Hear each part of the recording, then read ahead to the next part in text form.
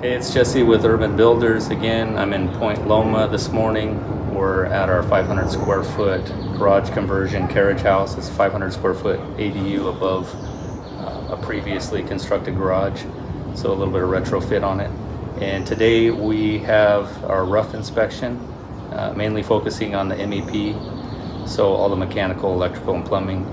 And we've already passed the first part of our rough inspection, which is framing, so we've already gotten all of that signed off. But today we're gonna be looking at all the mechanical aspects. So I'm gonna go ahead and flip around the camera and walk you through some of the things that the inspector is gonna be looking at, and then hopefully we'll get our inspection today so we can start insulating and move towards drywall. Okay, so as you can see here in the kitchen, we have our cabinet backing all installed at the height of the top and bottoms of the upper cabinets, and then they're at the top of the bottom cabinets. Since it's all electric, we have a 40 amp circuit here for the range, and then that's an exterior light right there. You can see that box on the back of. This client wanted a lot of outlets in the kitchen, so they're all quads. And then over here we have our refrigerator. So we have a water supply for the ice maker. This junction box right here is actually for our under cabinet lights. So you see these tails sticking out. These will be set at the height so that they tuck underneath the cabinets. We've got 1, 2, 3, and 4. We have our hood there. There's our vent. We have a microwave for the exhaust fan there, and so that's all run on a separate circuit. Moving over into the laundry room, so you can see we got our P-trap with a clean out, and then we have our hot and water supply drain, and then the dryer box there allows, so you see how tight this little closet is for the washer dryer, so that allows you to run your dryer duct to the bottom of that and then push the whole unit into the closet. Because we are going to put a door on this, they require us to put an exhaust fan in there with a humidity sensor, so that's going to be right here inside. That's for any dryer that's in an enclosed space. Moving into our bathroom here, so one of the things that he called us on was the location of our shower head. So you can see we're going to have a fixed panel glass here, but then on this side where we have the doors, you have access to the shower valve. And so according to the code, you need to be able to turn on the shower valve from outside without getting wet. So basically this panel here cannot be fixed, it needs to open. So we're working on getting a bifold glass door there and then having a fixed panel here. We didn't want to put the shower valve on this side for obvious reasons. We're gonna have glass, but then we also have our vanity, so if you're standing here, we didn't want to put a wall there. Anyways, we're working through that. We have a pigtail sticking out there for our vanity light, and then as you can see, all of our can lights, our indoor air quality fan, everything is already pre-run. So you gotta make sure that when you're doing the ADU, that indoor air quality fan has to be identified and should be on your Title 24 docs. So moving into the bedroom, we've located the sub panel behind the door. We're gonna have a 100 amp sub panel there, and everything from the dryer. So we got all of our larger, here's our range, Romex, here's our dryer, and then downstairs we're running the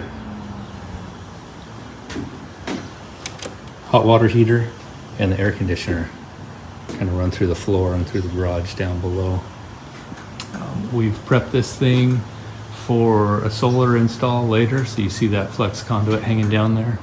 We put a little access panel inside of this closet, and that'll allow the solar company to install their panel if they want it, and then if they end up going with that. Over here you can see our rigid conduit running through the bay. That was so that we didn't have to run it on the exterior. We did a recessed meter and panel, so that stubs up through the roof and it looks a lot tidier from outside. This area here, we're going to have a TV console on both sides, so one for the living room, one for the bedroom, and so that's why we've got some electrical hanging down there. We also have our coax here for if they want to run cable, and we also have a spot over there so that they can run their Wi-Fi or their modem.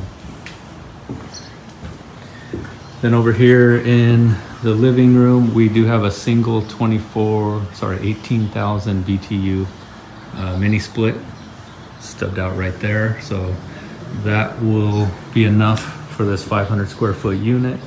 And the direction it faces allows it to point and blow hot or cold air into both the bathroom and the bedroom. So we got ceiling fans in both the bedroom and the living room. So those are boxed out, and then you can see all of our plumbing ventilation is tied there. So we have one vent stubbed up through the ceiling.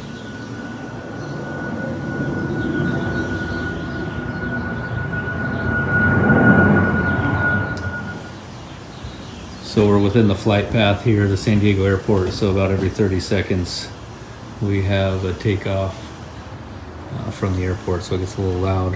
One thing I wanted to mention, so we hardwire for a doorbell in case, even if you want to install a Ring or something like that, so you have the power for that. It's a good idea to remember that, even if you're not going to use it, you're going to go wireless. While you have open walls, you can do that. And then you see right up here, we've tucked away a spot where we can put the doorbell, the chime.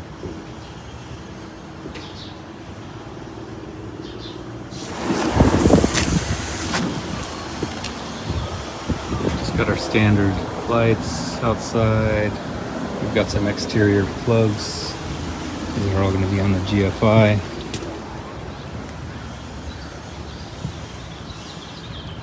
Got a little doorbell stub. And then we have some step lights here that will be on a photo cell, so those will be on from dusk to dawn.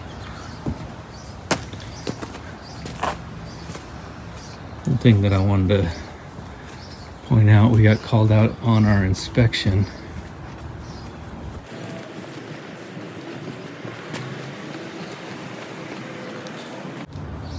So currently this neighborhood, you can see, is all overhead for their electrical, but in the future they plan on going underground. So when we installed the new panel, they informed us that we were supposed to have installed a 3-inch sleeve, a conduit that they could tie into for the future. So this was something that we had to do an afterthought on. It's going to have to be stubbed out like that. And in the future, if they come and they want to run bore underneath all of this, they can pop up here and pull their wires in. And so here you can see right up top here, we've got our weather head. That was that 2-inch rigid riser that was going through the wall in the bedroom. So we're pretty much ready for crossover as soon as we get inspection and get release on that meter. So inspector's going to come back maybe tomorrow, and we'll see what he thinks of that sleeve there, if he'll sign off on it, and then we can move forward.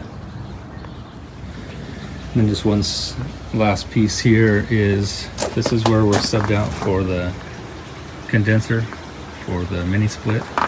So got our condensation as well as our line set inside there, and then this is our 25 amp. We have to put a disconnect there on the wall, so we'll go ahead and do that after stucco. But this is right where the air conditioner unit will sit.